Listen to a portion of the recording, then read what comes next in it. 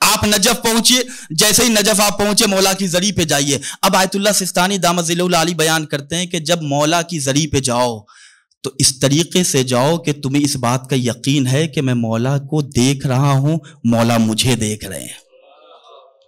توجہ فرمایا عزیزان گرامی. آغا سستانی بیان کرتے ہیں کہ اس قدر قدم اٹھاؤ، اس طریقے سے خرامہ چلو کہ تم یقین جانو کہ تم مولا کو دیکھ رہے ہو اور عین اللہ کی نگاہ تم پر ہے. ایسا نہیں کہ وہاں جا کر بھی تم دنیا کی باتیں کر رہے ہو، وہاں جا کر بھی تم اپنے اس معاشرے کی بات کر رہے ہو. یہ تو فضائے ملکوتی ہے. یہاں بات کرنا ہے تو علی کے ذکر کی باتیں کیا کرو، یہاں بات کرنا ہے تو شہزادی کے فضائل بیان کرو، یہاں بات کرنا ہے تو حسین کے مناقب بیان کرو. یہاں بات کرنا سب سے اچھی بات میں اچھی بات یہ ہے کہ بہترین گفتگو یہ ہے کہ زینوا مجالسکم بذکر علی ابن ابی طالب. علی کی گفتگو کرو. جب تم علی کی گفتگو کرو گے تو پھر تمہارا لمحہ لمحہ ثواب میں اضافہ کرے گا. تو جب نجف جائے تو ایک ایک لمحہ اپنا مولا سے محبت، مولا سے عقیدت. وہاں جانے کے بعد عزیزان گرامی اگر دنیا ہم پر سوار ہے تو اس کا مطلب یہ ہے کہ ہم وہاں جا کے بھی قریب نہ ہو سکے. توجہ فرمائیے، وہاں جا کر بھی ہم قریب نہ ہو سکے. دیکھیے مکان کی تبدیلی کو قربت نہ محسوس کیجئے گا. تاریخ میں بہت سے ایسے ظاہر گزرے ہیں جو کربلا کبھی پہنچ نہ سکے، لیکن لوگوں نے انہیں وہاں پہ جا کر دیکھا کہ یہ شخص جو میرے محلے سے دوسرے محلے جانے کی قدرت نہیں رکھتا، وہ خانہ کعبہ، نجف، مشہد، علی ابن ابی طالب کے روضے کی زیارت کر رہا ہے. ہم مجبور ہیں، میرا مولا مجبور نہیں ہے. ہم مجبور ہیں، میرے مولا کے اقتدار کی کوئی حد نہیں ہے. بہت سے ایسے واقعات گزرے ہیں کہ کوئی شخص جانا چاہ رہا نہیں پہنچ پایا، لیکن مولا نے اپنی اقتدار کو دکھایا کہ اس شخص کی بالکل کاپی ہم شکل لوگوں نے دیکھا کہ میرے محلے کا شخص ہے کہ جو یہاں مولا کی زیارت کر رہا ہے.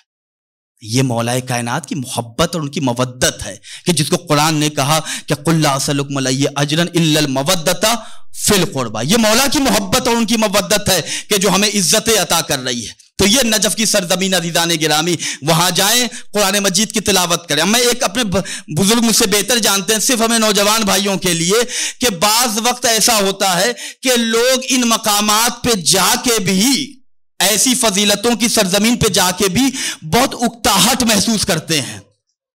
انسان کا جسم بیمار ہوتا ہے، اسی طریقے سے روح بھی بیمار ہوتی ہے. انسان کا جسم بیمار ہوتا ہے، ہم نے دوا کھا لیا، جسم صحت مند ہے. اب علماء عرفا بیان کرتے ہیں کہ جس طریقے سے جسم بڑی بیمار ہوتی ہے اسی طریقے سے روح بھی بیمار ہوتی ہے. عرفا بیان کرتے ہیں کہ روح کی بیماری کی تشخیص کیسے کرو گے، کیسے پتا چلے کہ تمہاری روح بیمار ہے؟ تو عرفا نے بیان کیا کہ روح کی بیماری کا اندازہ اس بات سے ہوگا کہ تم راتوں رات چیٹنگ کر کے گزار دو، نیند نہیں آئے گی. مجلس میں آؤ، نیند آئے گی. حرم میں جاؤ، جلدی واپس نکلنے کا دل کرے گا. جہاں بھی دینی پروگرام ہو رہا ہے وہاں پہ تم جاؤ، اکتاہٹ محسوس ہوگی. جب ایسا تمہیں محسوس ہو تو سمجھ جانا روح بیمار ہے. اب جب روح کی بیماری کی تشخیص ہو گئی تو علاج کیسے کرنا ہے؟ زیادہ سے زیادہ ذکر اہل بیت کرو، زیادہ سے زیادہ صلوات پڑھو، اہل بیت کے چاہنے والوں سے تبرہ کرو، ان کے دشمنوں پہ لعنت کرو. ایک صلوات پڑھے محمد و آل محمد. سلمکم اللہ، اللہ یحفظکم بحق امیر المومنین. مولا اپنے حفظ و امان میں رکھ کے کوئی غم نہ دے سوائے غم محمد و آل محمد کے.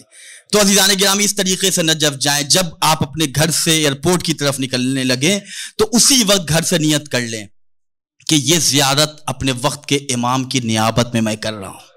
یقین مانیے کہ آپ کا ہم سفر کوئی ہو نہ ہو، ملائکہ آپ کے ساتھ رہیں گے، فرشتوں کی جماعت آپ کے ساتھ ہوگی. روایت کے جملے ہیں کہ جب تم حرم مولا کائنات کی طرف جاؤ، جب اس یقین اور اس عقیدے، اس نیت کے ساتھ جانا کہ امام زمانہ کی نیابت میں کوئی بھی نیکی کریں تو اس میں اپنے وقت کے امام کو شامل کر لیں. ہو سکتا ہے کہ ہم اگر اپنی ذات سے فقط نیکی کریں اللہ کی بارگاہ میں قبول ہو یا نہ ہو، لیکن جب امام زمانہ کی طرف سے کریں گے تو اللہ قبول کرے گا. اچھا یہ ہو نہیں سکتا، اس کی عدالت کے خلاف ہے کہ ایک دعا میں جب دو چیزوں کا شریک کی بات ہوئی ہے تو ایک کو قبول کرے اور ایک کو رد کر دے. تو امام کی نسبت سے جیسے امام کی طرف سے ہم پر برکتوں کا نزول ہوگا، اسی طریقے سے اللہ ہماری اس زیارت کو قبول کرے گا.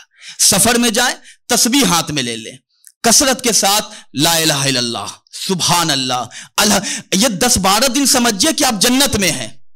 یہ 10-12 دن سمجھیے کہ اللہ نے آپ کو موقع غنیمت کا عطا کیا ہے، لہٰذا اپنی زبان پہ فقط قرآن، فقط حدیث، فقط اہل بیت کا تذکرہ، لا الہ الا اللہ، اللہ اکبر، سبحان اللہ، جتنا زیادہ ہو سکے۔ اچھا، اب علماء جو کام کرتے ہیں وہ عمل میں بتا رہا ہوں۔ مثلا آپ نجف ایئرپورٹ سے نجف مولا کائنات کے حرم آپ کو جانا ہے، تو آپ بس میں بیٹھے، الگ سے آپ کو کرنے کی ضرورت نہیں ہے، آپ بس میں جیسے ہی بیٹھے تسبیح ہاتھ میں آپ نے نکالنے کے بعد آپ صلوات پڑھیے، مولا کے حرم تک پہنچتے پہنچتے جتنے صلوات آپ نے پڑھ لیا، مولا کی خدمت میں کہیے یا امام یا سیدی مولائی، یہ صلوات، یہ درود کا ثواب میں نے آپ کی خدمت میں ہدیہ کر دیا۔